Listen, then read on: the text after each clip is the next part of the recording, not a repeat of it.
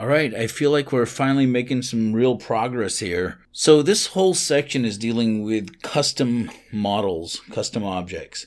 And I started off by creating something myself, which made it hopefully fairly easy for you to unwrap.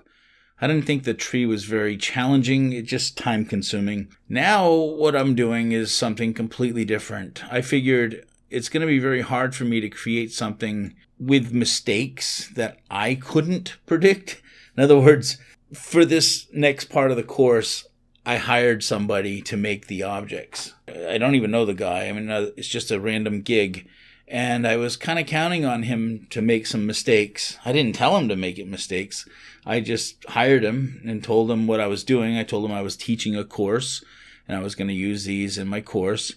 I gave him some pictures that I found on Google, and I told him not to copy the pictures exactly because I didn't want any copyright problems.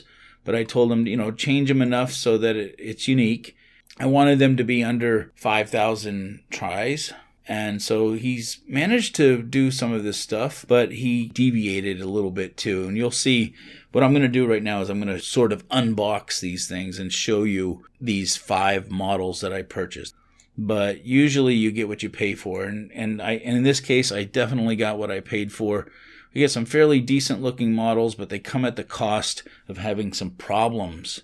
And the reason why I like that is because this whole section of my course is now going to be focusing on recognizing and solving problems before you start unwrapping. That's very, very important for you to understand that you can't just jump in and start unwrapping blindly. You have to look at your model.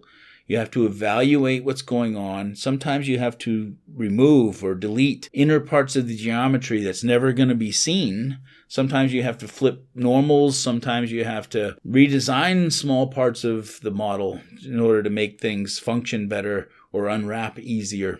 Sometimes you have to remove doubles. There's a lot of things that can go wrong. Okay, so these 5 models that I purchased have problems. Every single one of them have problems with them. And it's going to give you 5 unique opportunities to find the problems, fix the problems, and unwrap these unique models. And hopefully it'll give you plenty of practice to send you off on your way. Because once we get through this section, we're all done. We're going to do these 5 custom models, and then we're going to do the human body. And that's going to be the end of it.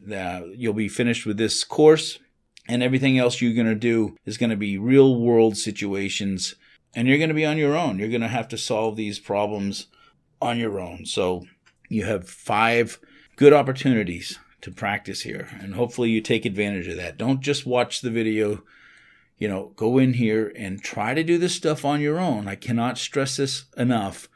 Then go and watch the lectures where I actually do that. Cross-compare to see how you did it versus how I did it. Maybe you'll pick up some good ideas from me. Maybe you've developed better ideas, better tactics, better practice than me. Ultimately, that's what I'm trying to achieve here. I want to get you prepped and ready to be out on your own. Okay, so you get what's going on. I'm going to show you the 5 models, and while I show you them, I'm just going to point out very quickly some of the problems that I pick up as we go through them. So while we've been talking, I noticed this glass container, or this, I don't know what you call this, the cockpit or whatever this thing is. The trim around it is all uneven. So this would be one of the problems that I would fix before I start unwrapping this. Let's turn backface culling on, because I noticed this artist doesn't use backface culling. Do a fly around like this. Go kind of slow and just kind of look at all the geometry and try to find things that are wrong, like faces that are inside out, or, geometry poking through other parts of geometry. Anything that just looks wrong, and fix it as you go. I don't see a whole lot wrong with this. Let me look up underneath this thing. Okay, maybe in this case, fill that face in right there. Let me just go to edit mode and select this loop, and I'll show you before and after. So if I look straight up through the bottom of this, you can see all the back face culling problems here. So if I did a face fill on this, then you wouldn't be able to see up in there. That would prevent that from ever happening. So there's one problem with this, and I'm not going to fix this right now, but there's a problem here. I mean, you can kind of see it, and try to fix this on your own, and then come back into the next lecture and see how I did it. Okay. Let's take a look at the next one on the list, which is the gun. Notice the size of the gun. That's the first thing that I noticed. It's enormous. Remember, the size of a human figure is almost 2 of these grid units, these white squares here. So if you zoom in on this, a 6-foot tall man is almost 2 of these tall. And you can see that just the size of this trigger alone is taller than a human figure. So this gun obviously is too big. I mean, it's easy to fix. You just scale it down. But I recommend doing that last, like after you've done your unwrapping. You know, it is one of the things that needs to be fixed, obviously. When I rotate this around, I could see that the muzzle, or whatever you call this part of the gun here, it's got this weird, I don't know, like a weird lighting effect on there. And I know exactly what it is because I have plenty of experience with Blender. It's basically when you have more than one face competing to be on the top, you end up with this weird effect. And so if I go into edit mode and face select this, probably some problem there. Yeah, you can see it kind of go away when I brought it inside. That's not how we're going to fix this, but it just kind of demonstrates that there is some kind of problem here, and we are going to need to fix it. And it has something to do with these faces.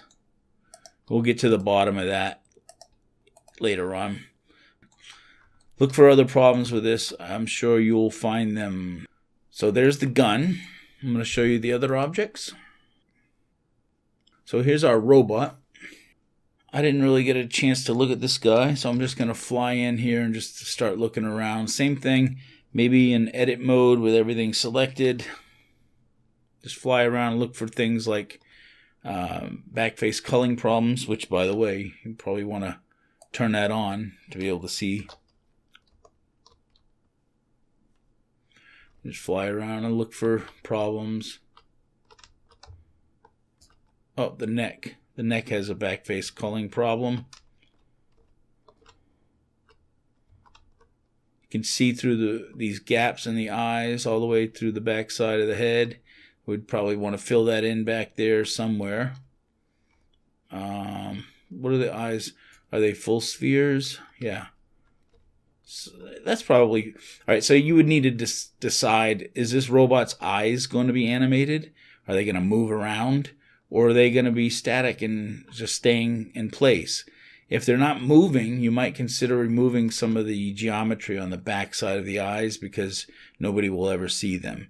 But if they are animated, you might want to leave them full spheres so that when they roll around, you don't catch glimpses of missing faces or whatever.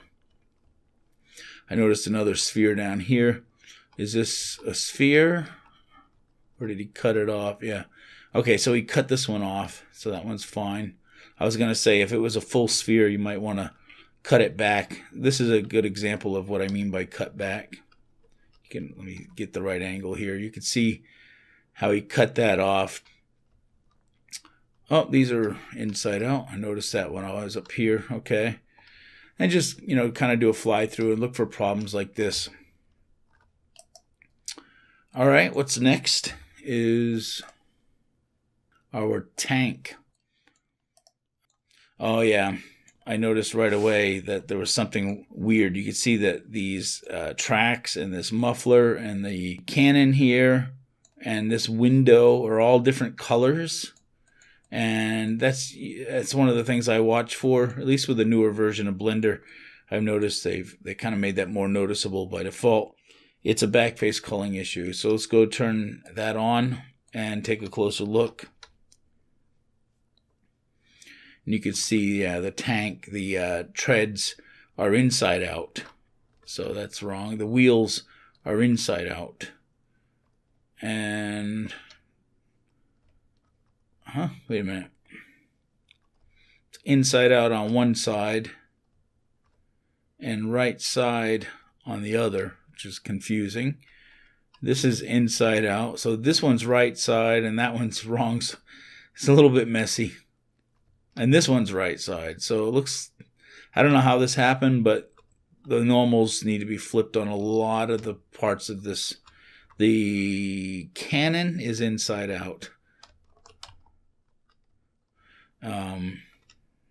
This wouldn't present the same kind of problems if you were using this for another type of thing, but for Unity, you'd want to flip these normals. The muffler, oh, I don't see any point in having all of this geometry here on the inside. I don't think anybody's ever going to see the tiny details of the inside of this pipe. So probably what I would do with this is do an edge selection here and maybe face fill that. I suppose if this whole thing was flipped, yeah, that's better, then you wouldn't see on the inside of that. But what you're going to want to do is delete all of these faces, all of them on the inside here. I'm not going to do it right now, but you could save a lot of polygons. You bring the polygon count. Whoa, I just noticed that the tries are way over 5,000. This tank has 18,764 tries. This is not low poly. Let's look at the last item, which is our alien. I asked him to make something that was not humanoid, and he actually made a humanoid. So I gave him a picture of something that looked like a cross between a squid and an insect, like an octopus insect kind of thing, and he completely changed it to look humanoid, which I specifically asked him not to make it humanoid. And the reason why I didn't want humanoid is because we already have a robot, and we're going to be covering the human model later on in the course. So I figured, give me some quadruped or something with tentacles or something like that. Anything other than another bipedal humanoid type creature. It doesn't matter. He's going to be fun to play around with, and we're going to fix problems with him too. I could see there's a gap in his mouth. I don't even need to have backface culling on to see it. I just know that that's wrong. So let's turn backface culling on real quick. You can see right through the backside of his head.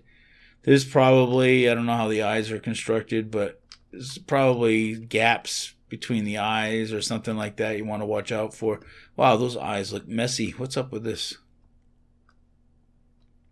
What's going on here? Okay, I think I get it. There's eyelids.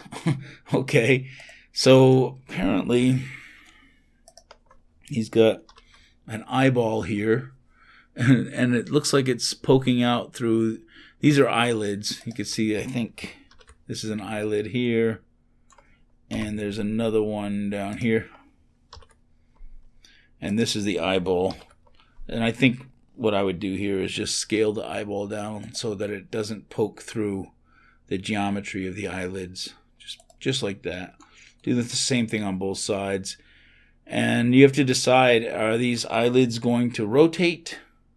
Or are you going to animate the eyelids? Are you going to animate the eyes? If you're going to be doing animations, remember, just like I said with a robot, if you want animations, then you probably want to leave those spheres. If you're not going to be animating the eyes, then you could cut off half the geometry of the sphere to save some polygon space. There's 13,000 tries in this object, so we probably will try to optimize this and save some polygon space.